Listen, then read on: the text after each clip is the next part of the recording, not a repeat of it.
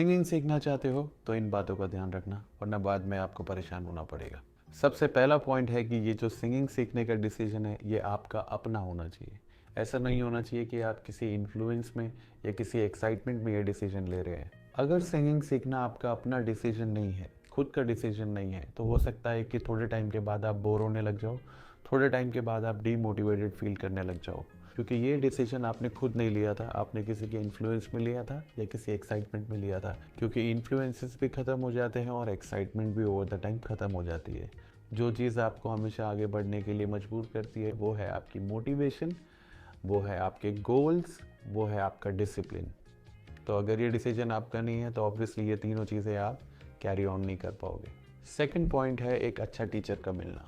मान लेते हैं कि ये डिसीजन आपका खुद का है, आपने काफ़ी सोच समझ के डिसीजन लिया है कि मुझे म्यूज़िक सीखना है या मुझे सिंगिंग सीखना है। तो जिनसे भी आप सीखने जा रहे हैं सबसे पहले तो वो खुद एक अच्छे सिंगर, एक अच्छे म्यूजिशियन होने चाहिए, तभी वो आपको वो आर्ट, वो स्किल सिखा पाएंगे। इस टॉपिक के ऊपर मैं एक सेपरेट वीडियो बनाऊंगा जिसमें मैं बताऊंगा कि आपको किस तरह के टीचर के साथ सीखना चाहिए सो दैट आपकी ये जर्नी आसान हो पाए। तो अगर आप चाहते हो मैं इस पर वीडियो बनाऊं तो नीचे कमेंट ज़रूर करना।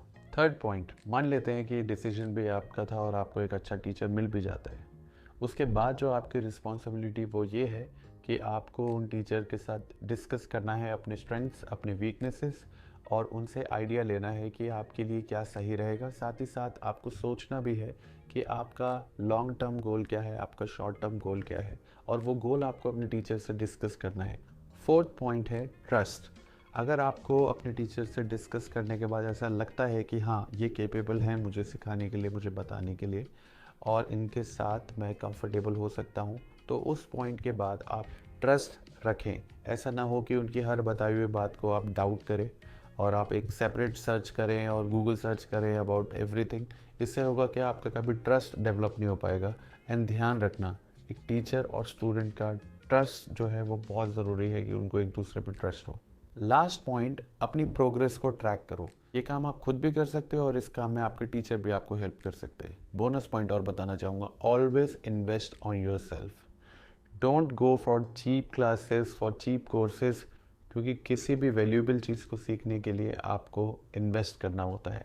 अगर आप चीप क्लासेस के पीछे जाएंगे तो जस्ट रिमाइंड योर सेल्फ कि कोई चीज़ चीप कब होती है, जब उसमें वो वैल्यू नहीं होती है।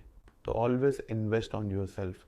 Never think, never shy away from investing on your self. I hope these points will help you. ये वो पॉइंट्स है जो मैंने खुद भी अपनी लाइफ में इंट्रोड्यूस करे और मैंने उसका फ़ायदा उठाया है। अगर आपको अच्छा लगा तो डोंट फॉरगेट टू फॉलो।